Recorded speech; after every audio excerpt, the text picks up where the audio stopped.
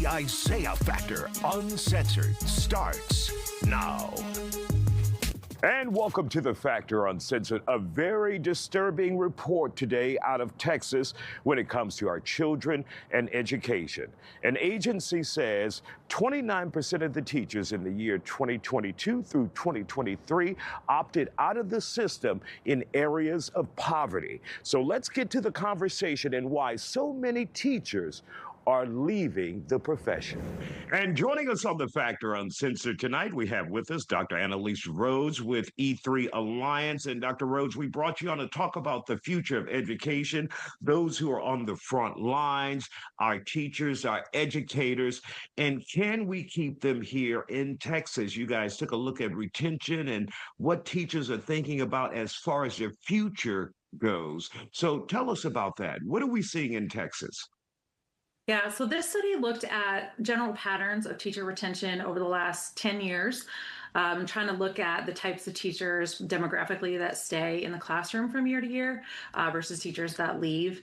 We looked before the pandemic to kind of see what happened, and there was a big drastic drop off in terms of retention during the pandemic, and there's been a slight rebound, but those teachers, there's still less teachers staying in the classroom than were before the pandemic hit. And so that's kind of the overall retention. Then we looked specifically at some of the demographics of those teachers that are leaving. And when you talk about these teachers leaving, and I'm sure in your research you had a chance to talk to some of these educators, what are they saying? Why are they walking away from the profession, or at least from the profession here in Texas? Well, this study specifically was not, we did not talk, it was a quantitative study that looked just at data longitudinally. So we did not incorporate any qualitative data or interviews with teachers. I am a former educator myself, though, and I think what we've heard from teachers, and that E3 does work with teachers in districts, and I think it's hard to be a teacher right now, and you know, it always has been, I think, but it's there's not a lot of resources. There's a lot of changing, a lot going on that makes it difficult for teachers to stay. Teacher pay, we hear a lot about, you know, teachers need to be paid more, and really feeling valued. What can the community do, if anything, to address this? Is this something that we should expect city leaders to get involved in? And I say city leaders, but elected school board officials, state representatives, those who can make legislation that would address some of the problems and concerns that educators may have before they walk out the door. Yeah, I mean, I think it's a collaborative effort. I mean, everyone should have an interest in what our student outcomes and our students. And the most important thing for student outcomes is quality educators. And so if those quality educators that are already committing to be a classroom teacher are then leaving, I think that's something that everyone, legislators, policymakers, districts, parents, school boards, everyone should have a role to play and have a stake in making sure that improves for both teachers and students. And Dr. Rhodes, you've been on the front lines as an educator, a teacher in Connecticut. What does it look like when teachers start walking away? What will happen in these classrooms if there are not enough educators there? And maybe we're seeing more students to one teacher. How does that look? How does that, what is that outcome like? And I'm sure it's not a pretty picture. Yeah, well, teachers, so you'll have bigger classes because you have less teachers. You also have teachers coming in that are less trained. So if you have a teacher that's been there, has the experience, has learned, has gone through professional development, and then you're bringing in a new teacher that then has to start all over with the students, with the district, with the, it's a big learning curve when you're starting as a teacher. So not being able to keep those teachers that you've already invested time and resources, and they've invested their time and resources and training to be a good teacher, to lose those teachers is a big hit. Now that you guys have compiled this data, what do you want the public, what do you want elected officials to do with it? I think it's important we talk a lot about the teacher shortage. You hear about it. It's been for decades, this has been a problem.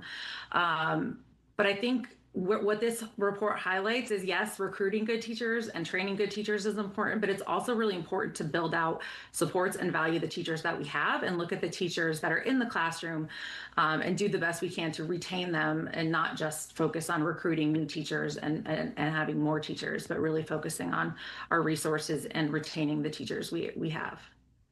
And of course, the old line is you never appreciate a good thing until it's gone. And of course, that's what we're looking at. Dr. Rhodes, thank you for joining us from E3 Alliance here on the Factor Uncensored, and we'll see what happens. Hopefully, we will tackle this issue before it becomes too ugly here in the state of Texas. Thank you for joining us here on the Factor Uncensored tonight. We appreciate your time. Thanks for having me. And welcome back to the Factor Uncensored. You know, there's always something crazy going on social media, and the latest trend tends to be something we all know from back in the day. Geritol. We would call it a health tonic, just to keep you healthy, give you some energy, keep you going. But now young people on TikTok and many other social media platforms are saying it helps with getting you pregnant. Geritol. And we think of Geritol for old ass people like me. I'm one of those old ass people. So Dr. Marcel Thompson is here. Dr. Thompson, you are OBGYN. What do we think about this whole trend where young people are saying, Geritol helped me get pregnant? Man, talk about good marketing, that great marketing that comes back around to today's age. But that was one of Geritol's aspect was, there's a baby in every bottle, and it kind of stuck. I think that, so far anecdotal, and like all things on the with the social media and the internet, things that have become anecdotal somehow becomes factual. Uh-huh. Whatever, but it's Geritol, the ingredients in Geritol, it's nothing that it might give you a little bit of energy, but maybe it's the energy that, gets people moving and gets people grooving. Maybe it's more the move, the energy and the mood and the groove that really causes the baby, but nothing really in the actual ingredients in Geritol cause the actual to have the impact fertility. We remember, or at least I remember, like my grandparents taking it, or my older brother taking it way back saying he needed some energy. So, what is Geritol anyway? Geritol is really just a combination of different minerals and vitamins, a couple of B12s, magnesium, a lot of different, maybe have some iron in it. But the main ingredient is probably maybe the B vitamins that are associated with it. And even the B vitamins tend to, give us a little bit, for at least for a short term, some energy. But it's a multivitamin. That's basically all what it is. The concern about it is that, particularly with pregnancy, in early pregnancy, it really doesn't cover a lot of what's needed that's in prenatal vitamins, which are you want to have a lot of folic acid, you want to have a good amount of iron, calcium, and other minerals. Some B vitamins, but not a lot of B vitamins. But Geritol is basically just a multivitamin. Is there anything that you recommend on the shelves that, say, a female would want to get in order to help with helping conceive and have a child? Correct. Well, I recommend to my patients who are wanting to conceive is if you're going to take an over-counter supplement, that folic acid, make sure that you're getting a vitamin that has maybe enough folic acid, omega-3 with DHA, because those tend to help in the development of a early pregnancy. So if it's folic acid or omega-3 with DHA, those things are tend to be recommended with women who are trying to conceive. All right, Dr. Marcel Thompson. And for those who would like to find you and get some good advice on how to get pregnant, where can they find you? Think about it. They can reach me at my website at venuscenters.com. That's Venus like the planet, centers plural. They can find me there, or they can always reach out to me on my Venus Restorative Instagram, or just give me a call at 713-623-1414, that old fashioned way. Just call dude. All right, Dr. Thompson. Always good to see you here on the This is Factor Uncensored. pretty We'll cool. see you next time. with Uh, the Geritol. And welcome back to the Factor Uncensored as more employees around the country return back to the actual office space, saying goodbye to remote working. More and more bosses are keeping an eye on them, CEOs about using their phones during meetings. And joining us here on the Factor Uncensored, we have John Bowerman, who is with Stealth Consulting to talk about why being on the phones, maybe texting, maybe looking at social media may bother bosses and CEOs so much. And there have been some high profile cases, John, where CEOs have said, turn off the Wi Fi and pay attention, wait until after the meeting to do that. Your thoughts about what we're seeing now? Absolutely. Well, nothing says you're not that important like, let me look at my phone. Well, you're right. You're right. Right? I mean, when we think about just simple etiquette of going out to dinner, and when everyone sits at a dinner table out at a restaurant, and someone puts their phone on the table, sends a signal to everyone else there, you're as important as me not getting a call or a message. Keep that phone in your pocket, keep that away where engagement is with the people in the room. And I think that's what everyone's looking for. And so, John, though, how do you send that message to employees, particularly young employees who grew up in a generation where they are constantly scrolling, where it has become the norm, where cell phones are even allowed in schools these days? Now, some are starting to ban it, but it's been very part of the fiber of their lives, where they are constantly on these phones, and they feel offended if you tell them to get off their phone. What I tell our employees is that what you think having that phone close by is doing is actually the opposite. So what you think by checking that phone, by looking at it, by keeping it close, it's going to bring you some calming relief that you're in touch with anything that's going on, that you're up to speed. But all it's really doing is just giving you a micro dopamine hit that's contributing to even more anxiety. And if you really want to feel that calm presence and get more fulfilled, be more engaged, put that thing away. So while you think it's making you more calm, it's actually making you the more opposite. And you use the key word there, anxiety. You know, once you start, you just have to keep getting a hit over and over again, like an addiction, right? Absolutely. Yeah, there's a tremendous fear of missing out, a FOMO on what's going on. And really, there is, if you look back at your entire life, everything led to you being in this room right now. And can you imagine if you missed the next pivotal moment in your life because you were distracted looking at something else that can probably wait? And so, and then I go back to my original question for you, though. How do you make employees realize that? How should managers and bosses around the country explain that to their employees? Like, I am here, I am in the moment, I'm the most important thing in front of you, not that phone. Yeah, that's a great question. I think, it starts with exhibiting the same behavior you're asking from your employees, right? I have kids, and I would like to say that, do as I say, not as I do. And if I show up distracted, if that's the behavior they're observing when I'm talking, I've seen leaders, I've seen senior executives show up in meetings without being able to lift their heads up from their devices. So first, before you can ask your employees, you have to show up and demonstrate the same behavior that you want from them. And then when they feel that they're getting the same level of respect that you're asking from them, they feel like they owe that to you.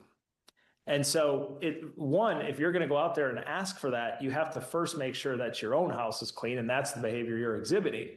But for your employees, it's really about remembering that you are also the leader.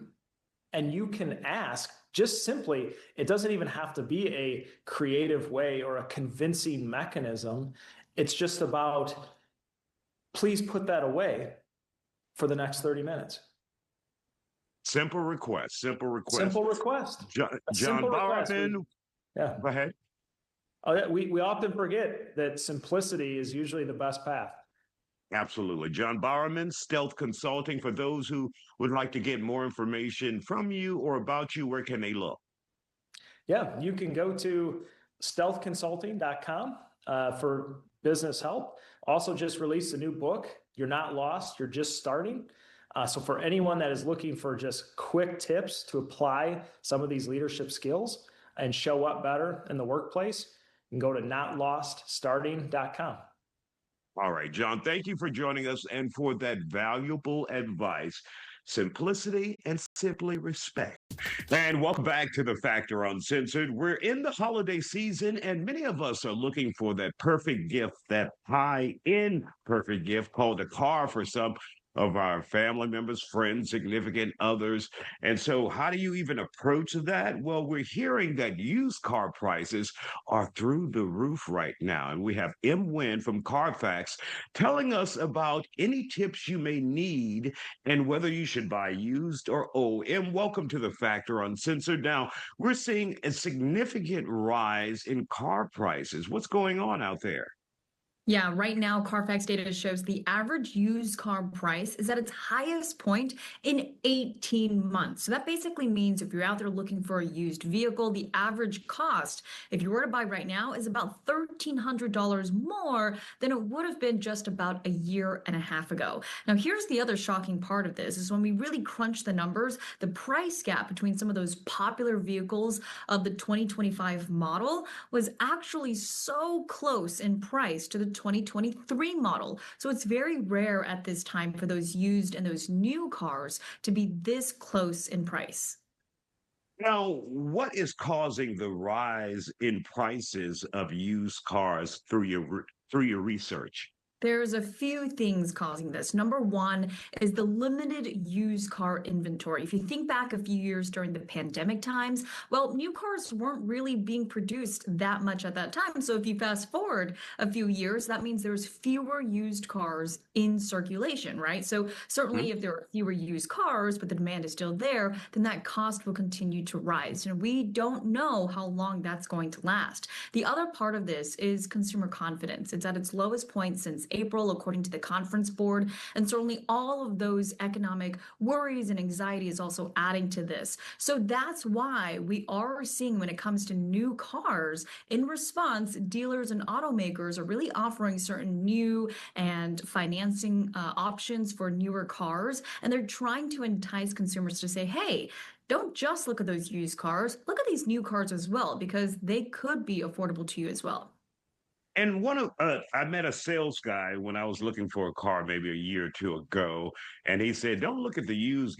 Don't look at the used cars. Get the new car because you can get more discounts." What are some of those discounts and breaks that you could get on a new car? Well, the number one thing is, of course, how much you're paying in interest. So for used cars, because of, let's say, reliability, the risk factor, oftentimes those loans and those interests will be higher. So let's say for an average of a Honda Civic, for instance, you would pay an average of around, let's say, 8% in interest. Then let's say you're looking at a 2025 model. The average is around 5% or so. So certainly you're saving money in that manner to buy a new vehicle. But on top of that, if you do decide you want to purchase a vehicle at this time, you want to look at the prices between those new and used, because if the price gap between the two are not that far apart, the new has a lot more features to it, right? There are newer features, full factory warranties, there's the interest rate that I just talked about, and then there's the lower maintenance costs as well. Of course, if you buy an older car, it comes with a lot more needs for maintenance. So all of this is a factor in which you have to think about when you're thinking about, should I get a new or an old car? And then we've been led to believe as consumers there's a good time to buy a car. Is there a good time, a point in the year where you can get a better deal when you're looking for a car out there? Well, there are certainly times throughout the year where the demand is much higher. We see during 3-day holidays, for instance, Memorial Day, more people are going out to look for vehicles. Let's say during the holiday time as well, more people are looking online, more people are going in person, and all of that demand, of course, then drives those prices as well. So there are certain times you want to check out whether or not this price is good for you. But I think the key here isn't just the timing, it's also being open to the different types of makes and models. You might be focused on a certain make and model in a certain year, but be open-minded. Take a look at the other financing options for other types of vehicles. And you know what? You might fall in love with those as well. All right, we shall see. All right, M. Wynn with Carfax. Thank you for joining us here on The Factor Uncensored, and we hear you from Houston. So welcome back home, TV-wise. Thanks so much. You're watching the Isiah Factor Uncensored. And welcome back to the second half hour of The Factor Uncensored. There was a time in the business industry, if you wanted to get exposure for your business, you would buy a television commercial or radio ad, even the newspaper. But now more and more people, including corporate America, they're now turning to influencers, paying them money to give their business exposure. But is it a good idea? Tonight, we talk about it. And our guests are here on The Factor Uncensored tonight. We have with us Herb Taylor, the owner of Ray's Barbecue Shack here in Houston, and of course, social media expert Karen Diamond. Glad to have you both here on The Factor Uncensored. So, Herb, when I saw that damn video, it kind of blows your mind now. There's a time that I come from, you come from, where if a food critic comes in, they eat quietly and walk out the door. Now these damn bastards want to be paid. These so-called influencers with about 2,000 followers, they want to be paid. Did you tell them to get to the restaurant? Because what's crazy about it is the world that we live in now, man. And sometimes, you just have to kind of adapt to where we are as a society right now. Everybody lives on their phone. Everybody lives for clicks and social media likes. And, it's kind of interesting to see now, even when you go out to eat to a restaurant, what everybody's doing, man. Everybody's taking pictures of their food, right? Just so somebody can see it, so somebody can like it. And I am slowly adjusting to, what we, where we are right now in the world of social media. But is that something that you're willing to do, to pay somebody to review? Because you're not even getting the honest opinion. If money changes hands. Well, right now, sometimes it's oversaturated with God. You see some influencers, they might, be going to a restaurant every other week. They might be listing this. So what is the actual value add to, that influencer or that person? So that's one of the things that, we have to kind of take in consideration here. Like, well, hell, if I just saw you do, 50 restaurants last week, are they actually, those restaurants, profiting off of the content that person is bringing in, or they're just following the person, and I may or may not come in, or maybe that influencer's demographic might not even want to travel to where I'm at. So those are a lot of things that we have to take in consideration with dealing with influencers or anybody as far as trying to advertise what we do here at Ray's. Herb, you're actually right. I never thought about saying if you get a certain demographic, they're like, oh, I ain't going there, or I'm not going to that spot, or that's too far, that's cross town. So, Karen, when you see and hear about all of these influencers out there, and some of them now charging, does that concern you? Absolutely not. I think that, for us, I have to advocate for both sides, whether they're paid, non-paid, whether they're micro, whether they're celebrity influencers, because I'm running a business that facilitates influencers for restaurants. And so I have to be on both sides of the aisle here. However, I will say that some influencers have amassed such a following, have worked tirelessly to grow their audience. And so rightfully so, when they're advertising for a restaurant and they really do move the needle, there are certain groups in Houston that we work with that we always defer to as a first go-to when restaurants really want to have that impact. And it is going to cost you in the thousands. And so if a restaurant is afraid of that, or they just don't ever want to work with an influencer, you really have to say, okay, well, what am I going to do to get the word out there about my business if I'm just completely opposed to that? I think it's something like Herb is saying, I But have to. we do know, Karen, there was a world before influencers, right? Correct. There was a world And before. businesses survived before influencers and will continue after influencers. Before influencers, there are marketing has evolved. So there's billboards, there was print media, there was influencers, now there's influencers. So marketing is evolving. And what Mhm. we're looking at is, influencers changing their structure and saying, well, yeah, I want to promote your restaurant, but I also want to get paid. And so here what I'm advocating for is let's kind of shift the dynamic and let's put it in the position of I'm a restaurant owner. Why do you want to get paid? What are we paying you for? Sometimes if it's a micro influencer, we pay just for their gas, just $50 just to get you to and from. And if you don't love the experience, let's just have an ethical way of you not publishing it, right? But that's where you're also curtailing and doing a little bit of damage control by avoiding having any influencer post if they didn't love their experience. And Karen, you know what? I'm not really being fair because when you're an influencer, you do a lot of work. Some of them Mm-hmm. do a lot. They have photographers, they have editing, they have Mm-hmm. to the production value. So they have to put work Mm-hmm. into it. And I completely understand that. We're not done with the influencers just yet. We'll continue it here on The Factor Uncensored after the break. Stay with us. And welcome back to The Factor Uncensored. Tonight, we continue our conversation about influencers and if your business should hire one. Let's get back to it. For those who are relying on their opinion on how the food tastes, can Right. we trust that? I think it's hard to trust just from the like Herb was saying, there is so much frequency. So if one day you went to the hot pot restaurant, the next day you went to have sushi, and now you're at my barbecue restaurant, it's hard to really truly know if you love them all equally. Because let's be real, you didn't, right?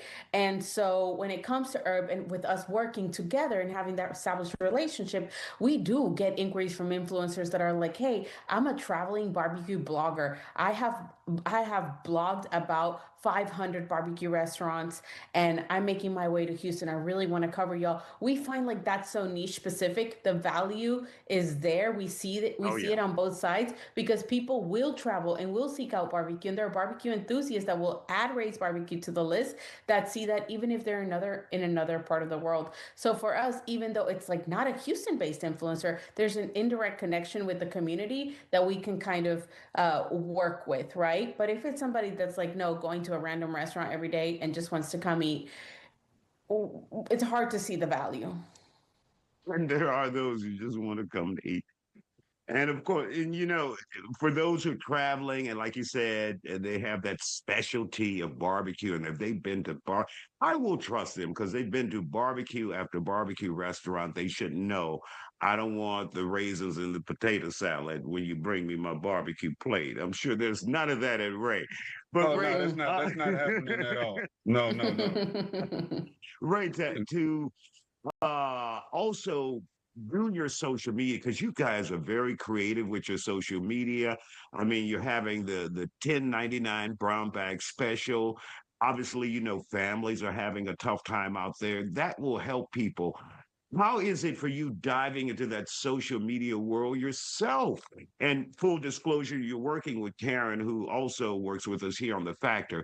But how is it getting into that world and being creative, not just focused on the food while you've got that, but now you're focused on social media as well? Well, for us, it's about continue to expose yourself and not in the right way and doing it genuinely. Kind of staying away, like I said, from people who aren't part of the brand or wouldn't come to the brand. Like, hey, we're trying to get to people that's barbecue enthusiasts, that's in this area that just love food in general, and we try to keep it light.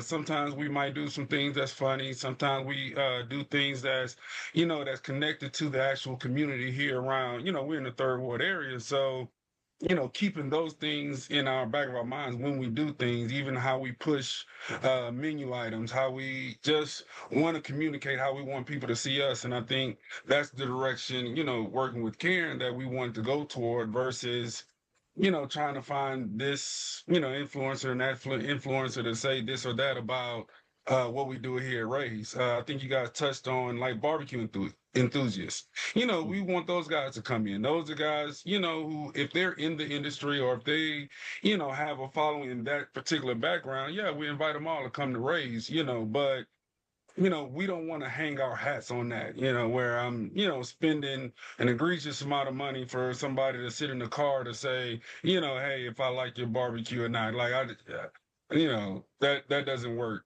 for After you for us. $5,000, you better eat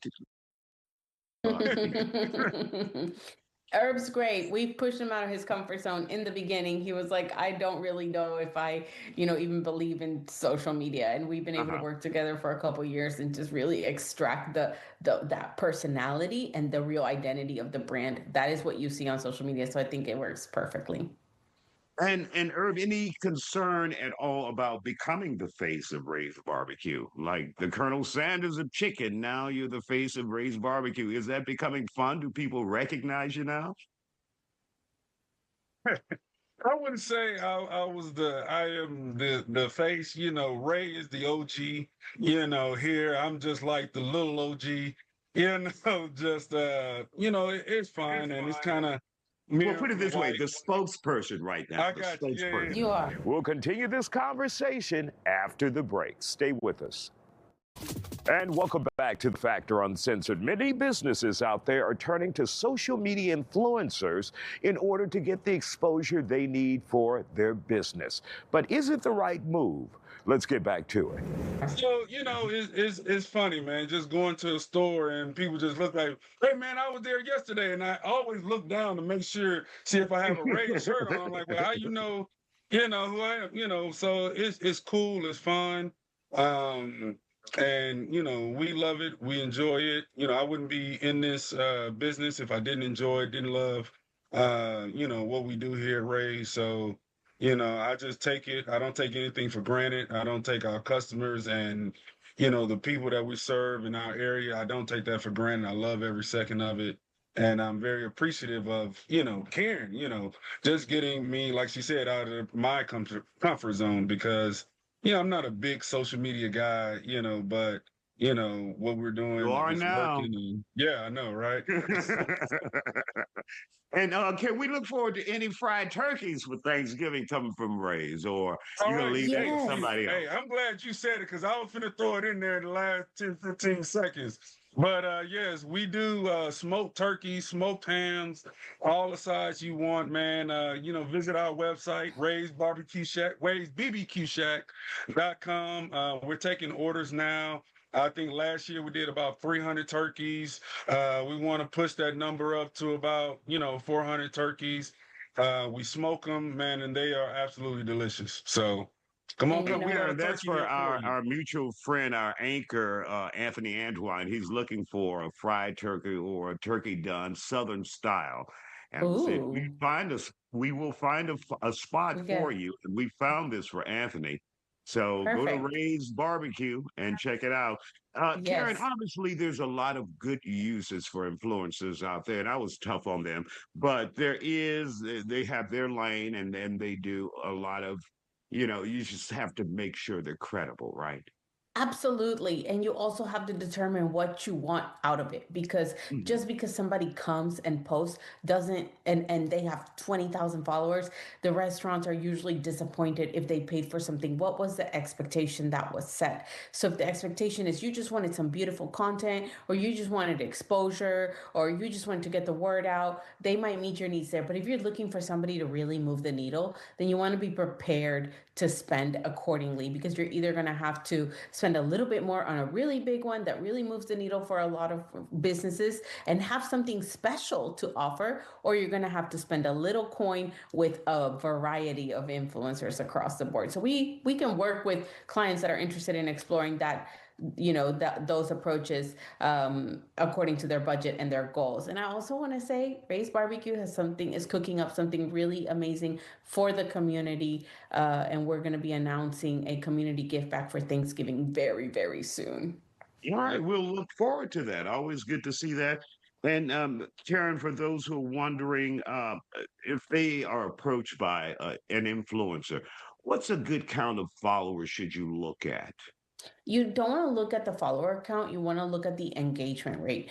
And what that is you can easily put it into ChatGPT and say, hey, what's this person's engagement rate? Just paste their Instagram link, because that's going to tell you how many people are actually engaged with them. So they could have 1 million followers, but if they have 0.02% engaged, you might not be getting your money's worth. Whereas if you have somebody that's 10,000 followers trying to grow their audience, working very, very hard and aggressively at growing their engagement, they might actually have a more of an engaged audience that might be more bang for your buck. So that's the key number to look for. All right, Ray, we're getting ready for Thanksgiving. We're going to be looking for those specialized turkeys from you, and we'll be following you on social media. You guys are great.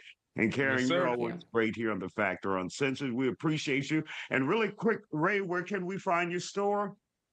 You can find us in the heart of Third Ward at 3929 Old Spanish Trail. So that's Houston, and Texas. And of course, on social media. Yes, sir.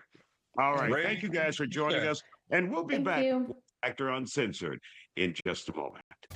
And welcome back to The Factor Uncensored. It's that time of year where people will try to take advantage of you, try to get into your pockets to get your money as a result of that giving spirit that all of us have during the holiday season, and particularly those who are elderly. So you have to make sure you look out and check out for your family members, your aging family members like your mom, your dad, your grandparents that are out there.